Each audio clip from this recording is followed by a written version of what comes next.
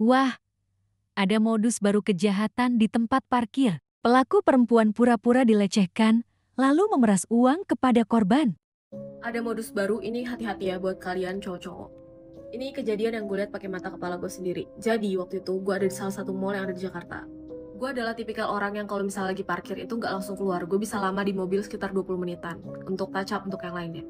Pas gue lagi dalam mobil, itu tuh ada orang cowok, dia tuh sendiri dan dia masukin barang ke dalam mobilnya kayak habis belanja gitu.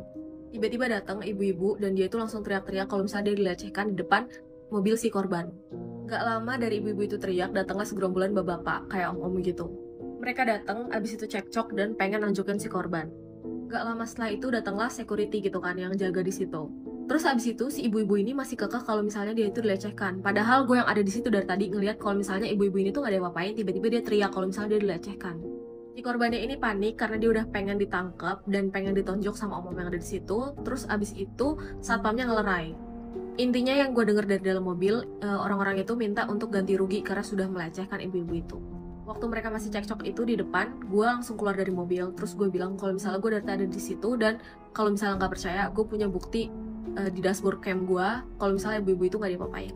Terus mulai dari waktu gue keluar itu, mereka semua panik karena mungkin kayak nggak nyangka ada orang lain yang lihat gitu kan. Terus tiba-tiba mereka langsung lari dan masuk ke satu mobil yang sama, abis itu pergi. Gua nggak tahu kelanjutannya kayak gimana, mungkin mereka diberhentiin atau gimana karena si satpamnya itu langsung kayak ngehubungin buat kayak tutup semua pintu keluar. Dan si satpamnya ini minta gua buat nunjukin kamera yang ada di dashboard gue. Akhirnya udah kan dicek dashboard kamera.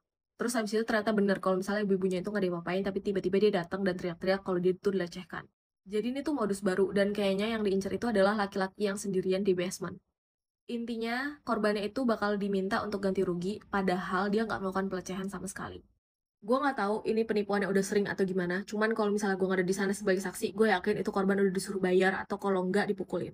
Karena terlalu banyak modus-modus yang kayak gini, gue saranin kemanapun kalian itu berada, lebih baik kalian aktifin kamera atau apapun itu deh. Karena ini jujur merugikan banget.